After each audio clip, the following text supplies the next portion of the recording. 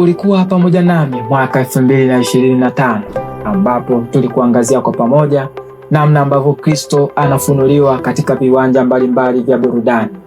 Tulitazama kwa pamoja namna ambavyo wana wa Mungu katika viwanja vya soka walivyokuwa wanamfunua Kristo, wana wa Mungu NFL wakisimama imara katika imani yao kwa Kristo, pia katika mbio za magari napo tuliona namna ambavyo Kristo anafunuliwa, na hata katika majukwaa ya filamu huko napo tuliona namna ambavyo Mungu amejipatia wana na urithi wake ambao wamesimama imara katika imani yao na kutangaza habari njema za ufalme wa Mungu kwa watu wote. Uamsho huu wa roho wa neema na vipawa haukuishia tu kwa wanamichezo, bali pia uamsho huu tuliona mpaka kwa watazamaji, mpaka kwa wapenzi wa burudani mahali popote walipo. Na mwanafamilia wetu wa Sonship Spirit TV, ninakusalimu mahali popote ulipo. Shalom, shalom. Bila shaka uliposikia sauti hii umeshajua kinachofuata, kwamba kipindi hewani ni Kristo Viwanjani. Nami mtangazaji wako Faraji Jembe niko pamoja nawe. Tumerejea rasmi mwaka mpya tukiwa na nguvu za Roho, na kwa pamoja mimi nawe lazima tuvune huko viwanjani. Nini nimekuandalia leo? Basi usitoke hapo ulipo. Ongeza quality ya video yako, ongeza na sauti yako, twende pamoja mpaka mwisho. Je, wajua kila wakati Kristo anapohubiriwa na kufunuliwa kwa watu, kanuni na sheria hutungwa upya na kuboreshwa. Ngoja nikupe story hapa. Mnamo mwaka 2002, siku ya 30 ya mwezi Juni, katika uwanja wa International Stadium huko Yokohama, Japan, mara baada ya kipenga cha mwisho cha mwamuzi maarufu wa Kiitaliano Bwana Pierluigi Collina wa mchezo wa fainali ya kombe la dunia kati ya Ujerumani na Brazil. Na kwa wale wapenzi watazamaji wanamfahamu mwamuzi huyu ambaye alikuwa hodari kweli kweli. Shabiki wa soka duniani kote walipata neema ya kumwona Kristo kupitia mchezaji wa Brazil Ricardo Ezerson dos Santos Lieche, maarufu kwa jina Ricardo Kaka, ambaye katika kusherehekea ushindi wa goli 2-0 alitaka kuionyesha dunia nzima ijue kwamba Kristo ndiyo mwamba wa ushindi. Ricardo Kaka alitembea na kushangilia na kombe akiwa na fulana iliyoandikwa na maneno yaliyosomeka I belong to Jesus, akiwa anamaanisha mimi ni mali ya Yesu. Licha ya kukataliwa na waamuzi kuingia katika dakika za mwisho kabisa ya mchezo, bado Kaka alijawa na furaha kutokana na ushindi wa taifa lake. Shirikisho la mpira wa miguu duniani FIFA halikuchukua hatua yoyote dhidi yake. Kaka akarudia tena jambo hili mnamo mwaka 2004 baada ya kushinda taji la ligi kuu ya Italia na AC Milan.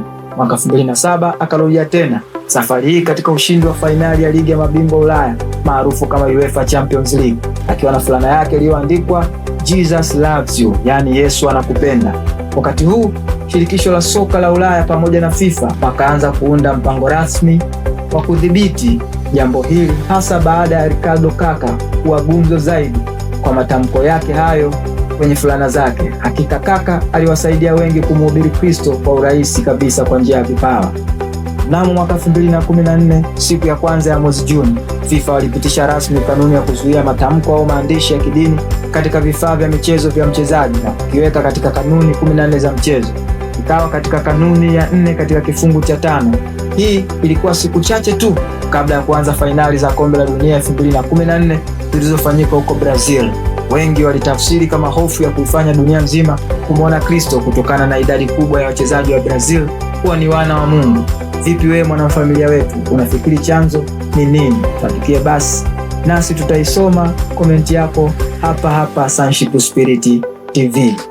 Jambo moja ambalo hawakulijua ni kwamba kadri unavyotumia nguvu kumzuia roho wa Kristo, ndivyo unavyozidi kumtangaza Kristo duniani kote. Imani ikasambaa na wanamichezo wa Kristo wakatiwa nguvu na ujasiri kila kona ya viwanja, nasi Tanzania tukaanza kupata neema hii kwenye viwanja vyetu.